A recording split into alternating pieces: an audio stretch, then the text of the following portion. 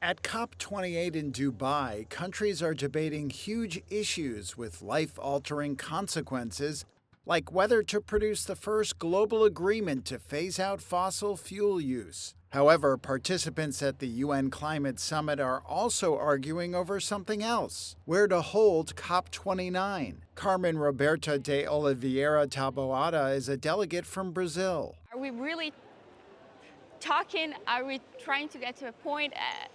It's difficult, right? We don't have a COP place for COP next year, so how are we going to agree on such an important issue as climate change, as loss and damage, as adaptation and everything?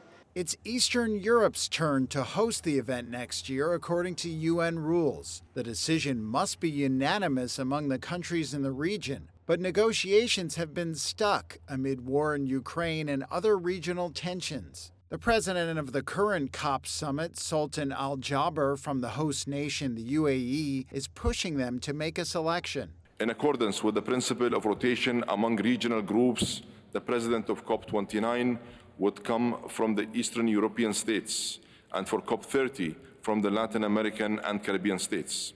The Latin American and Caribbean states have nominated Brazil to host COP30.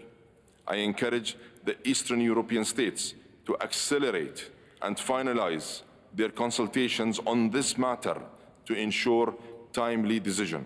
The UAE has said it has no intention of hosting for a second time, but it also remains in play as a possibility, though some participants like Dallas Conyers don't want that to happen. We can't do it here again. As comfortable and as beautiful as this venue is, as great as the food and faith people have made the food and vegan options here, it is not morally and ethically comfortable to host COP29 here.